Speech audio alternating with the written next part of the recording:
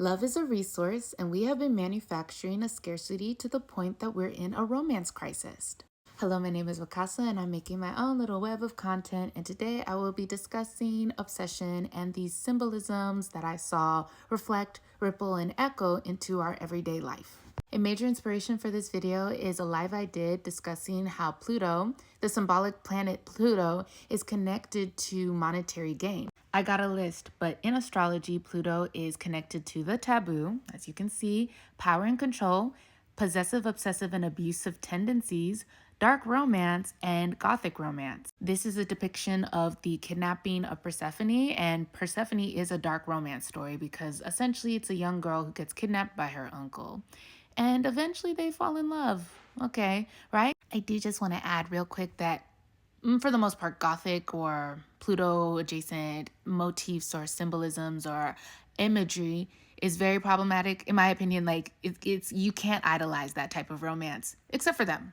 They're the only example that I will ever idolize. Another thing connected to Pluto is debt, other people's possessions, and entitlement. And I do think I'll try to link it down below. Apparently, I can't link videos down below anymore, but someone in their analysis of obsession talked about the transactional use of women's bodies. And I do think, again, when I'm talking about monetary gain, but then it also has to do with like credit cards, other people's money, and how it's another person's body.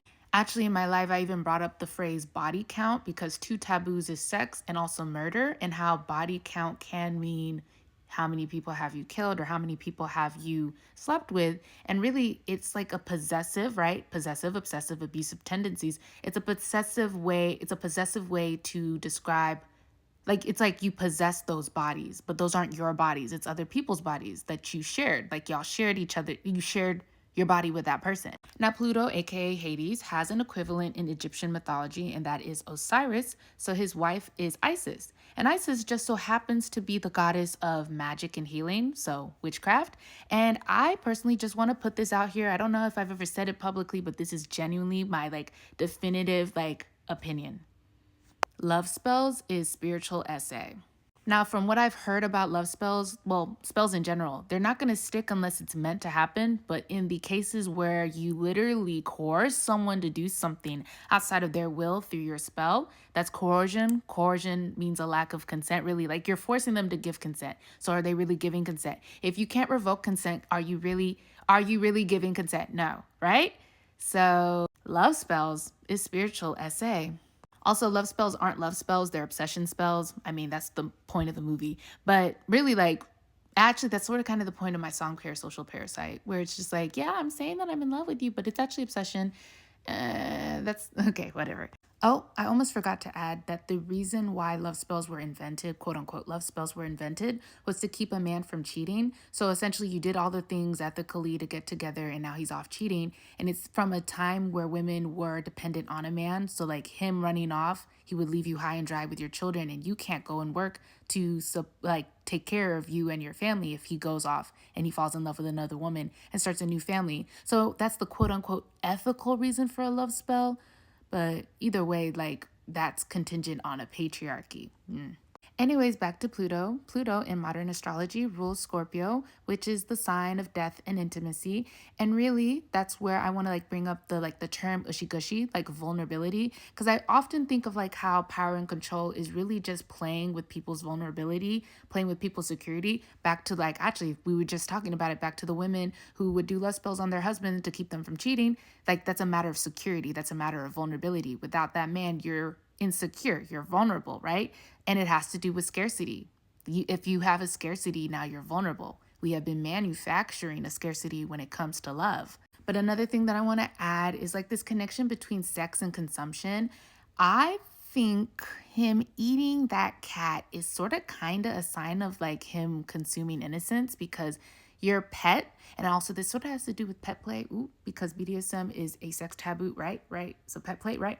But really, pet play is a funhouse mirror to Lolita, because your pets are your kids.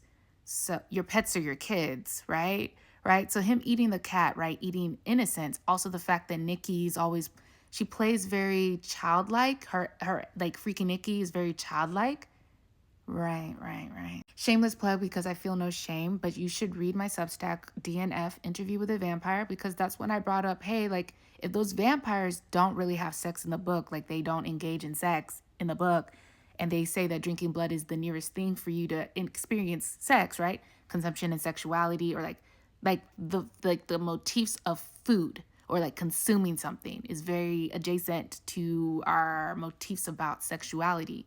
Those vampires eating on little children, you're a predator, right? And because I don't know where else I'm going to add this, the mantra for Scorpio is I desire. The conversations about obsession also remind me of this video by Princess Weeks, where she discussed the problem with the AI girlfriend control, loneliness, and control. Okay, so she said it twice. She put me on to a book that I'll read eventually. I haven't read a book this year yet. Okay, I have a long list of books I gotta read. We'll get to it. But she put me onto a book called The Right to Sex, and how, in a lot of ways, our language about dating is very entitled, and we are entitled to nobody, right? And that goes back to like body count conversations. That is another person's body that is not your body. But also, because it's the AI girlfriend, there are also conversations about how Nikki is AI. She's artificial. She's manufactured. We're manufacturing a scarcity. So then, okay, that's actually part of it.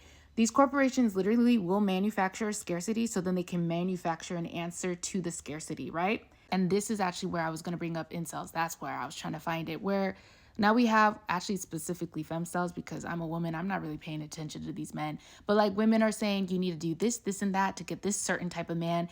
And it's all pageantry.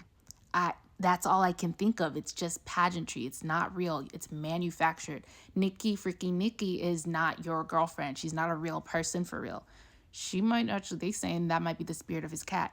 Now, what if I also added that might be the spirit of his grandmother? But yeah, all around just manufactured intimacy. And there are more motifs that I could talk about, because I think it has connections to Leo and sun motifs or symbolism.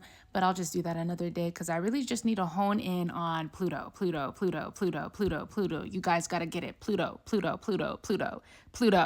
right? And when I guess my only little hint to like the Leo motifs is the phrase, we're going nuclear.